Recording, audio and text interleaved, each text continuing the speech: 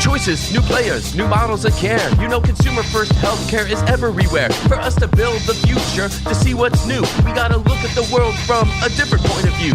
Consumer innovation ain't going away. I say it's here to stay. Today it leads the way. We gotta drop the silos. We're all the same team. Experience, business, tech, and marketing. So join us now. Join the revolution. Consumer first health is the evolution. Status quo or like status no. Yeah, this is the healthcare rap. Yo, come on, let's go.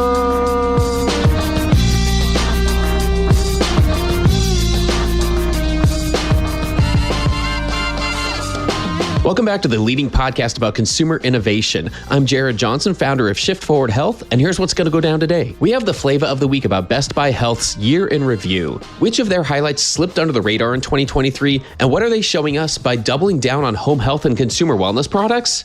I'll talk about that. Then we're thrilled to welcome Wei-Li Shao, president of Omada Health. Omada made a big splash by being named Amazon's first partner for their new health condition programs for managing chronic conditions. Wei-Li shares how this partnership is keeping the human element of healthcare front and center, and how designing experiences outside of the doctor's office is leading to real behavior change. It's time to dive right in. Are you ready? Let's go.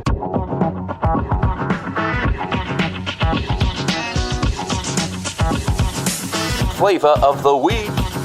Best Buy Health's year in review spotlighted their noteworthy ascent as a key player in enabling health at home. Many of the highlights mentioned in their recap are things that we've covered on this show, such as strategic partnerships with Atrium/Advocate Health, Geisinger and Mass General Brigham, prescription-based continuous glucose monitors, and over-the-counter hearing aids. Others notably slid under the radar, such as Lively's Jitterbug Smart 4 smartphone for older adults, complete with large screens and simplified menus. Overall, their health and wellness category continued to grow, adding quite a few new products to support chronic illness, heart health, pain management, sleep, and safety and accessibility. For a refresher, I invite you to listen or re-listen to our interviews with Deborah DeSanzo, president of Best Buy Health, on episode 268, and Chris McCann, CEO of Current Health, on episode 255. Pro tip, the episode numbers can be found in the show notes. When we consider Best Buy's place in the pantheon of healthcare, there are two things I hope we remember moving forward. First, the home is a preferred location for health and wellness for a majority of consumers. Given the choice, very few would opt to receive care outside of their home. To reach the doctor's office or hospital room, it's often inconvenient, scary, and frankly a little chaotic. At the very least, it doesn't feel like it's designed around you most of the time.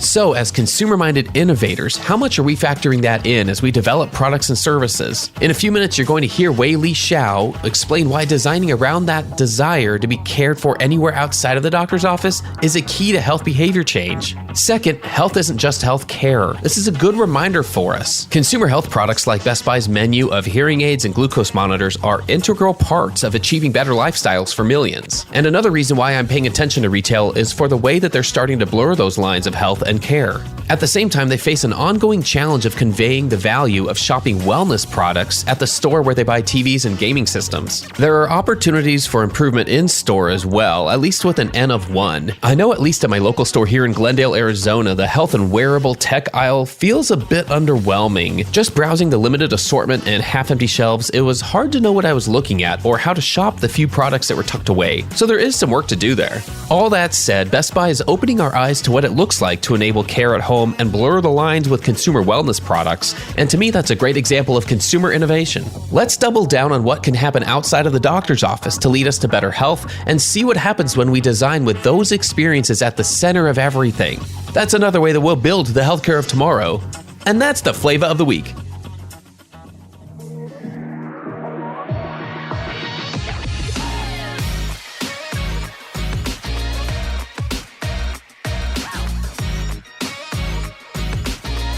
The flow. All right, everyone, let's get into the flow. You know, there are a few things that are predictable in life these days. There's not a lot of them. One of those is that each week on this podcast, you're going to hear from amazing leaders who are doing their part to make healthcare better. So with that, please give it up for Wei-Li Shao, president of Omada Health. Wei-Li is a global executive and leader with over 20 years of experience building and leading biopharmaceutical and diagnostic imaging businesses in the US, New Zealand, China, and Taiwan. He came to Omada in 2019 following a rewarding 18-year career as an executive at Eli Lilly. Wei-Li, welcome to Healthcare Wrap. Thanks, Jared. Thanks, Zane.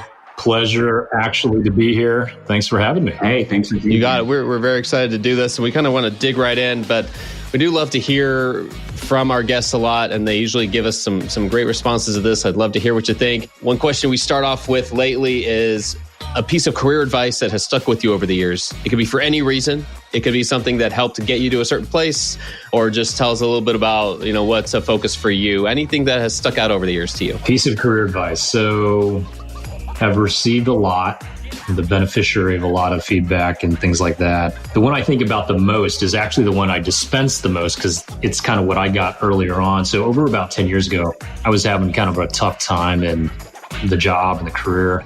And when your star is rising, you get a lot of validation. People love you.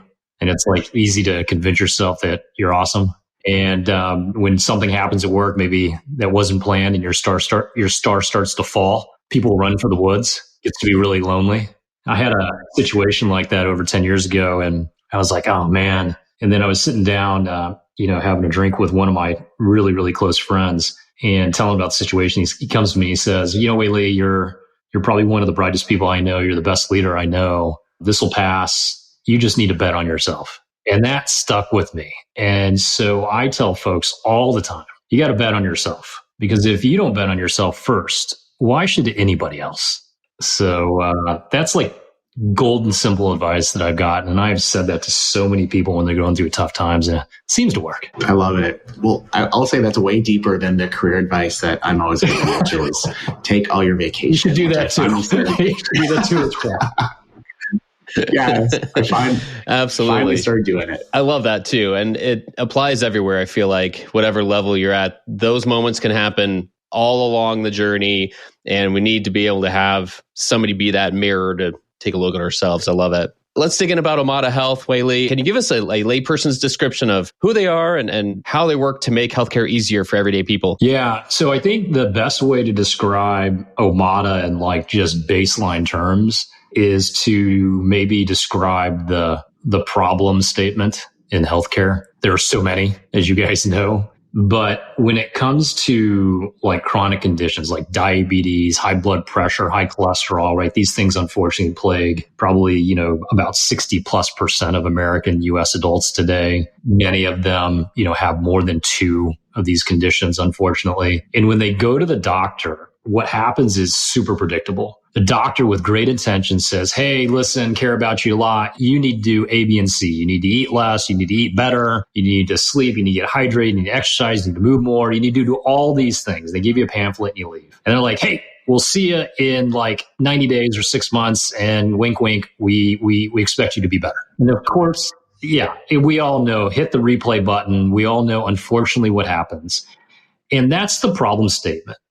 In more healthcare terms, the problem statement is that all the resources that we spend go into 13 minutes of a doctor's visit, and then there are no resources to support people to make the change in their lives in the period of time where it matters the most. That is the profound problem statement in healthcare as it relates to these conditions. So what Omada does is we like to say that we are a virtual care provider that's accessible to you 24/7, 365 at your convenience, that provides that care and that support in between the doctor's visits when you need it the most. When you are making choices about your life, sometimes for the better, sometimes for the worse, unfortunately, sometimes mostly for the worse, to help you pull through what your doctor says you should do and what you want to do to achieve your life goals. And the way we do that basically is by surrounding you with a care team, a trusted care team of clinicians and care providers that are there for you to say, what is your situation? What goals do you have in life? What are the conditions you have? And we take all of that and work with you virtually within our program, within our application, to set these goals and help you achieve these goals, learn about your disease, and actually make the changes, both big and small, that matter, so that when you go back to your doctor's visit, 3 months, 6 months later, you've got good news instead of bad news.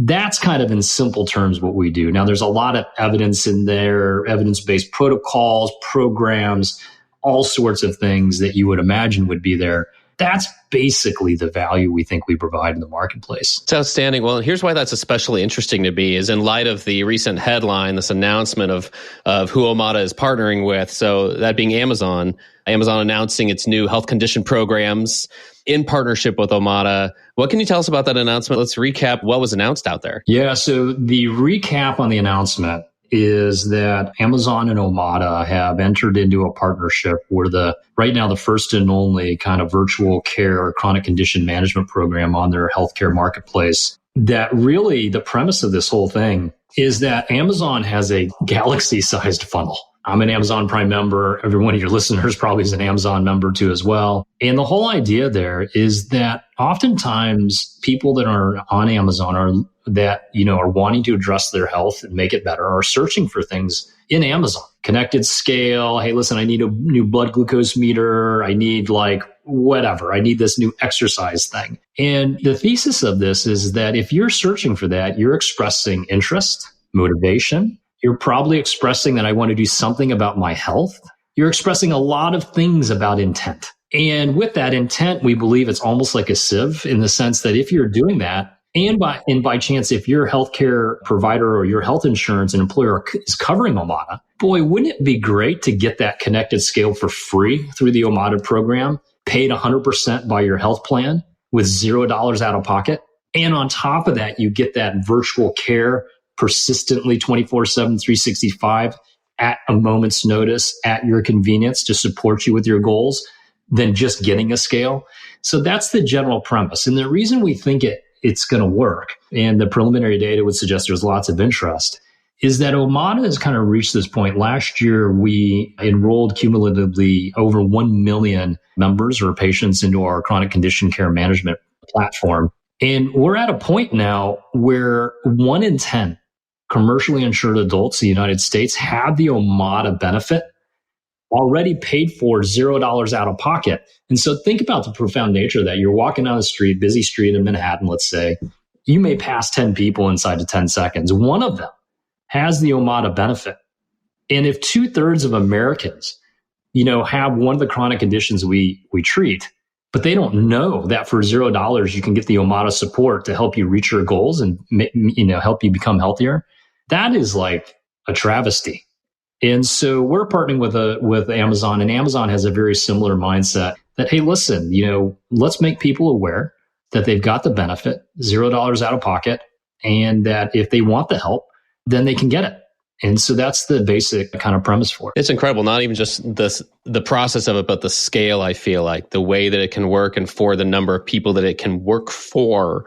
It makes me think a lot of times on this show, we do look at things from that lens of the everyday person who is trying to navigate their healthcare journey. And so you touched on a lot of different parts there of that journey that I think it would be great for those parts to be easier. So that it's great news. When you think about how this partnership can help everyday people experience care in an easier way or simpler way, it sounds like you're making some connections with little points and signals that they're providing. What other ways can just help make healthcare easier in general? We've got a mindset at Omada that consumer initiated, consumer motivated, or consumer driven healthcare is a wonderful thing. And I guess in more clinical terms, we would say people have agency if you empower them to actually make changes in their life and they express that intent. Then providing with tools, support, and resources is like a huge healthcare system return on investment. And so when we partner with the likes of Amazon, who, are incredible partners and they reach so many people, the idea of just making that consumer driven health agency just easier for people, because that's where they are. They happen to be buying hundreds of things on Amazon, maybe every week. That's where they are. And if you can make it easy so people can express that agency or initiation, that's got to be beneficial for not only individual people, but also for the healthcare ecosystem. And so, we're kind of at that point now where it's all about driving awareness through the funnel and getting people into the program that they already have access to. I love the discussion we're having. So diabetes runs in my family, unfortunately. So I have to personally be pretty careful. I've been good. And I need to check to see if my own benefits include Omada. I don't wish it on myself, but if I do get diabetes, I'll be calling you Wei-Li. But curious, Wei-Li, when I think about, folks in my own family who have diabetes or other, chronic diseases, understanding some of these clinical programs is very difficult for them. And so curious, how are you all as a team, or how have you all as a team built this Omada product to make it easy? What are some things that you've incorporated into it so that people actually understand what they're getting and what it really means to be a part of this program? Yeah, great question, Zane. And personally, thanks for sharing. And I'm so happy to hear you've been vigilant about your own health. I have pre-diabetes and diabetes in my own family.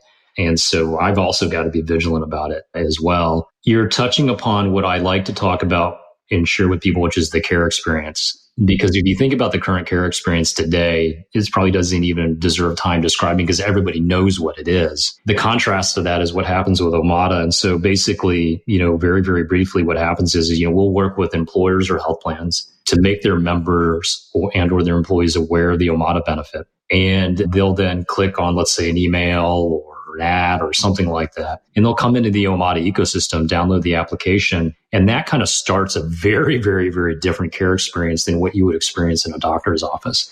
And so the first thing that we do, of course, is we do all the stuff up front that a doctor would do because we're essentially a virtual care provider in the cloud. We operate just like a doctor's office. We just don't do it bricks and mortar. And so we do all the normal things a doctor's office would do. We check your coverage. We do all those things. We bill claims. We do all that kind of stuff. But what's different when you come into the care experience Omada's ecosystem is the first thing we do is we essentially curate a complement of connected devices. So let's say you have diabetes or hypertension, high blood pressure, and you happen to be overweight because 80-90% of folks that have those conditions unfortunately are. And we give you a connected scale. We give you a connected blood glucose meter, continuous glucose monitoring devices. We partner with Abbott Freestyle Libre. And then we also give you, a connected blood pressure cuff. And all of that comes pre-wired. So there's no Wi-Fi, no Bluetooth setup, because we want you to start engaging your healthcare. So coming right out of the box, the welcome kit you get on your doorstep, you step on a scale and boom, it automatically goes. There's zero setup for any of the devices. That's amazing. That's amazing. Because I can tell you right now, my grandmother would not be able to figure that out. If she had to figure out how to Bluetooth it, the fact that it's already wired is a huge, huge, huge upsell. Yeah, it is. And it sounds small, but compared to the experience you have as a consumer for most every other thing, like literally I was trying to set up some Bluetooth headphones the other day. I'm pretty tech savvy. I almost threw them out the window. And so you're right. And so the whole idea, although it sounds very simple, is to take friction out of the care experience because today's care experience is full of friction. And so we do that. The next thing we do is introduce you to a proactive care team that reaches out to you, and we curate and pull together that care team based upon the conditions that you have. And so you'll get a coach, and that's your person you work with day to day. You get a diabetes specialist for certain situations where that's needed, so on and so forth. The third thing we do is we immediately start working with you on a learning plan because we know behavior change. One of the foundations of that is learning. And we do this in bite-sized chunks that are super easy to digest. We then ask you, what is your life goal? That surprisingly doesn't happen in most doctor's visits. And what is the goal you want in the next 2 weeks? Let's make it small. Like, okay, hey, listen, I'd just like to be able to walk from here to the end of the block or to the park and back. Great. Let's start on that. And what's hidden in that is something incredibly unique and beautiful, I think, is that we don't talk to you about like, hey, what is your diabetes goal? What is your HbA1c reduction goal? Now, we talk about that stuff because it's critical, but we know the secret sauce is to talk to you about what you want to do in life. And so the next thing we do is we help you set SMART goals. We surround you with a community of people just like you because we also know the other pillar to behavior change is to be able to empathize and for other people to provide you with support. And we can do that because we're not confined to a doctor's visit. Because if you tried to cram all that in a doctor's visit, you would just dismally fail. And instead, we spread that out at a pace that our members want in between that space between visits. Sometimes it's super intense. Sometimes it's a little bit more relaxed, depending on what's happening with that particular person's life. And so we wrap that experience around, and people, don't really realize they're working on diabetes because maybe they're just working on going down 2 inches in their pant size. Maybe they're just working on their sleep. And we will educate them on sleep is important for blood glucose control, so that it reinforces the importance of what they want to do. But we're not saying, hey, let's pick apart your diabetes diagnosis and work on all that. But we educate on it and we create those micro goals. Next thing you know, you're at your doctor's office with success. I had we get these dozens of patient testimonials literally like every couple of days. And the one I was reading actually yesterday morning, she was working on her weight. She's pre-diabetes, BMI super high, above 30. She comes in and she says, oh, I lost 30 pounds, goes to her doctor's office and said, oh, I can tell you've lost weight, but we just did your lipid panel and said, usually when people lose weight, we expect to see an improvement in cholesterol, but your cholesterol is drastically improved. And she began to tell them, the doctor, of course, said, what have you been doing? She said, oh, I've been doing Omada. But it wasn't just about losing weight. It was about better quality eating and behaviors that created healthy weight loss as opposed to just weight loss. We love stories like that. Wanted to ask you, Wei-Li, a lot of folks that listen to this podcast are, in the digital health space. Maybe they're entrepreneurs, maybe they're thinking about, building their own product of some sort. Curious what your take is on, maybe more from a product perspective, even examples from Omada. Like, how do you get people to continue with your program? Because obviously that's probably the secret sauce to seeing people through their chronic disease. Is not just, do one virtual visit and do your PT once or twice, but stick with the whole thing. What have you all been doing to make sure, or do your best to ensure that, those members that join with you all are seeing it through and seeing it through to their goals? What's some insights you can share there? Great question. That is probably one of the top three things in healthcare is like, you can get one person to engage. Okay, but can you get 1 million? Because you want to make the population health dent. And so at Omada, on average, average member interacts with our application about 30 times per week. It's a huge number. And we know at the end of 1 year, more than 2/3 of people are still actively engaged in the application, in the program, which is huge compared to for chronic condition management. What we feel like we've learned are the following is, number one, of course, you have to have an application that's easy to use. UX has to be nice, has to be beautiful, has to be, all those kind of things. The second thing that we've learned, which I think is probably the most important, is you cannot remove the human component from healthcare. This flies in the face of many other healthcare, digital kind of virtual care options that are like AI forward, AI led. Yes, we use AI. Yes, we use ML. Yes, we use the latest and greatest large language models. We can talk about that. But every time we've reduced human care, you find engagement to go down. And it's not surprising because people are people. In healthcare, the word care, what's wrapped into it is like relationship. And so proactive human care teams powered by technology as opposed to technology replacing human care teams is like our biggest insight. Time and time and again, when you talk to members, like, why is it that you've stayed engaged? Oh, it's because of Jane. It's because of Jim. It's because of Khalid, our coach. It's any number of coaches or diabetes educators, hypertension specialists, physical therapists that they bonded to that feel like they understand them. And if you understand somebody, people get pretty sticky with you. I love that. I'm curious. I mean, I've been following you all for a while since you first came out. And I remember when you all first came into the market, there was a lot of skepticism from, call it, incumbents in the market and traditional healthcare leaders and physicians and you name it, the powers that be. And so curious, I'm assuming y'all interact with them from time to time. What has the response been now that Omada has proven itself with actual evidence that this program is working? How have your conversations changed with maybe partners, maybe people who are trying to throw rocks back in the day? Tell us about that. Yeah, I guess it's a classic entrepreneur founder journey, right? It goes back to, I guess, maybe the top of the podcast where Jared's like, hey, what advice has been most useful? You got to bet on yourself.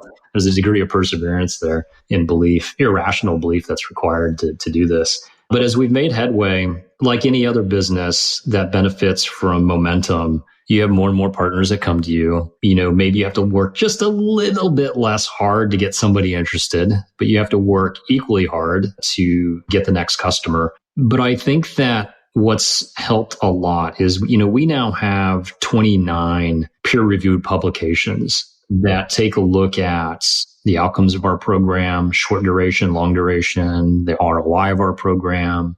And I think that didn't happen on day one. It didn't happen on day two. It happened on kind of our 10th year in business. And that took a long time. And I think that was a huge contributor to it. The other piece is that what's changed as we've scaled and gotten bigger is the only thing that I can say is trust.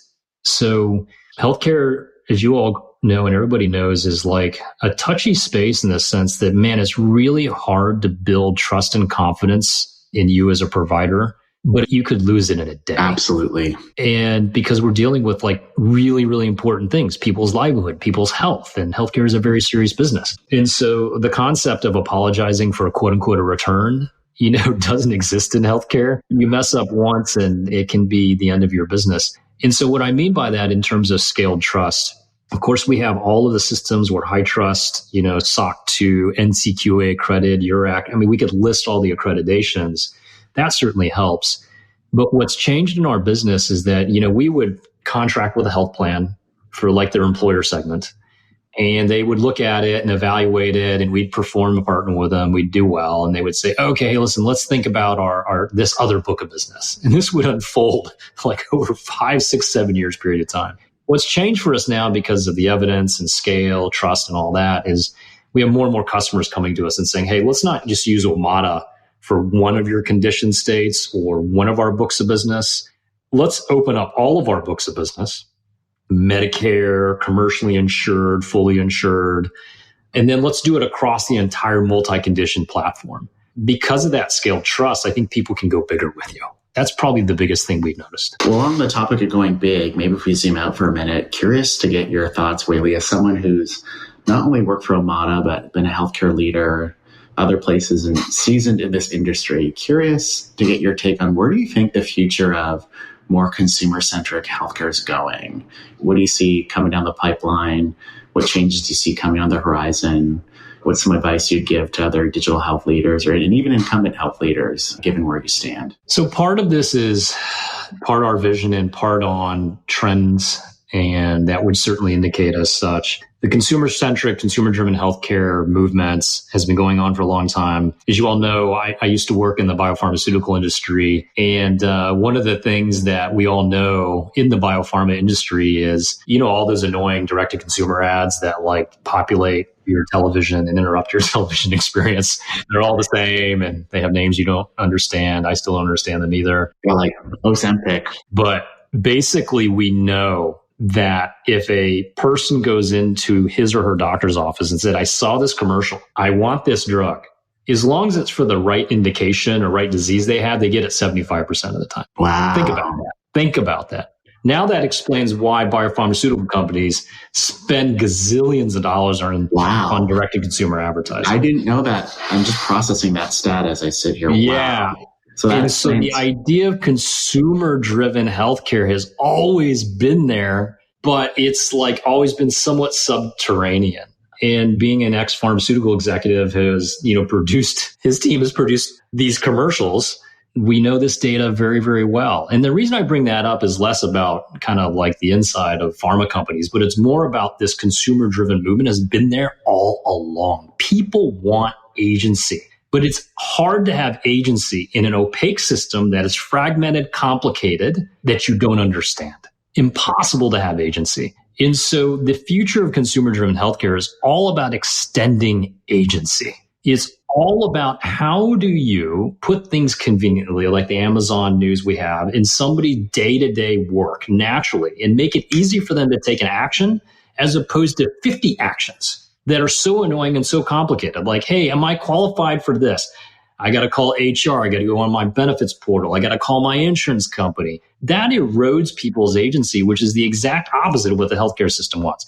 So I think there are things about going direct to consumer that are super important. You got to make it easy. So that's number one. Number two is that people have got to have outlets to participate in their healthcare that are easy, which is obviously one of the original thesis statements for Omada. Because where people want to participate in their healthcare is not in the doctor's office. Nobody answers the question, what of the top 5 things you love to do you love to go to the doctor? Everybody does not say yes to that statement. Instead, we need to make care available in the natural day-to-day life that is not intrusive, but actually is enjoyable. And if you do that, people's agency will go up. The biggest misnomer, as I like to think, is that people are not motivated to take care of their health.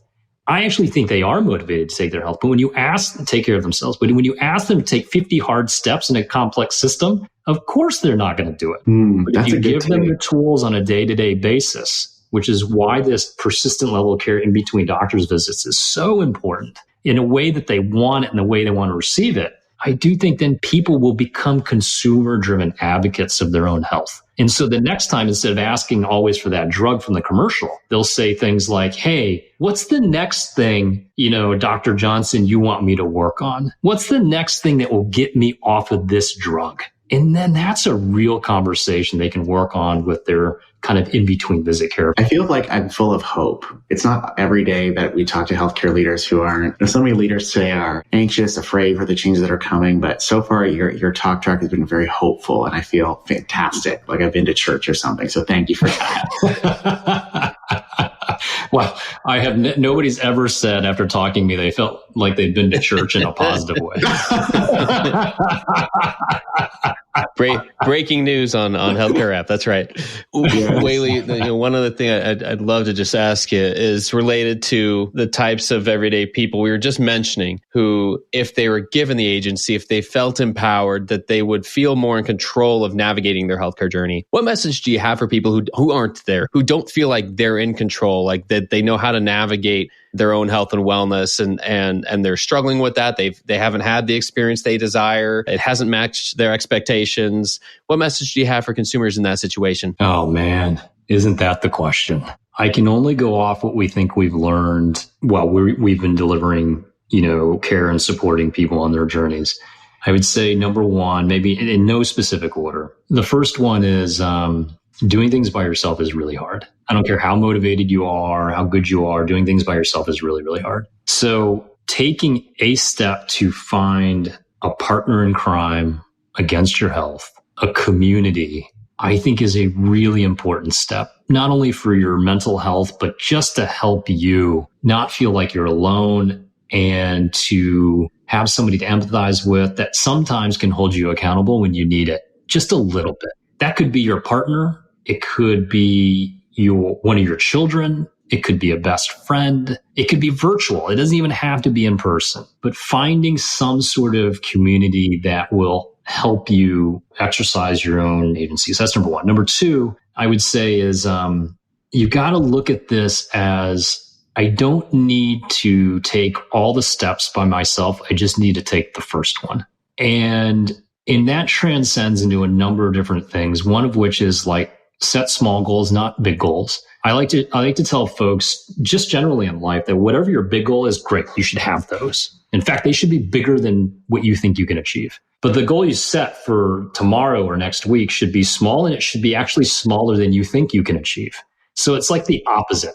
And I think people who are starting on a healthcare journey or picking up where they've left off, where they've not been successful, is like, boy, do something you think you can achieve. Don't do something you think you can't. Set a goal you think you can achieve, but do something today you know you can. And I think that's so important. And our care teams and our coaches would say, I think they would say that is key. Community, partnership, accountability to help you with your agency, setting smart and very small goals are super important. And so I don't know if anything I'm saying is rocket science. It's just that, taking a step as opposed to thinking about the 50 you need to take is important, right? I mean, I feel like I can say this because I'm Chinese. There's the Chinese adage of, a journey of 1,000 miles starts with, one step. And I think that applies in this particular situation. I guess the last thing I would say is that just by evidence, if you were to look at, the hundreds of thousands of people that come into our program, we have somebody that enrolls in our program, a new person enrolls in our program every 2 minutes. And I think it's like 12 seconds right now. And so literally, if you were to ask them, the next 1,000 of them in the next couple of days, and say, how many of you have tried more than one diet in the last 6 months? I think you would almost get like 80, 90%. And it's kind of like so the incoming mentality is like, I'm not quite sure this is going to work for me. We're like, doesn't matter. You've made the first step. We are now your partner on that journey. And I think they're like, okay, wow, that's something I've not had before. See, we're in church again, I'm telling you.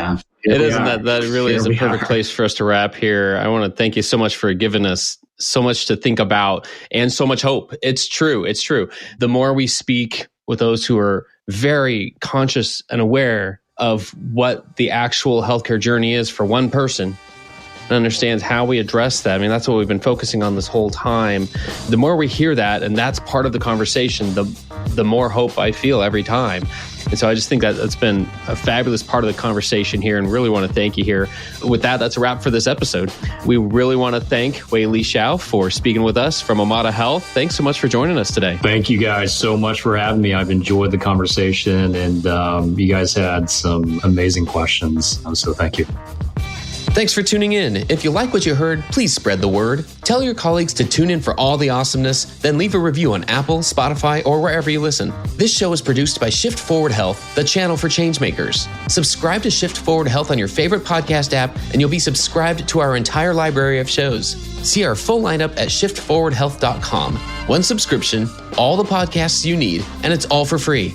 And remember, we might have a lot of work to do in healthcare, but we'll get there faster together. Thanks again.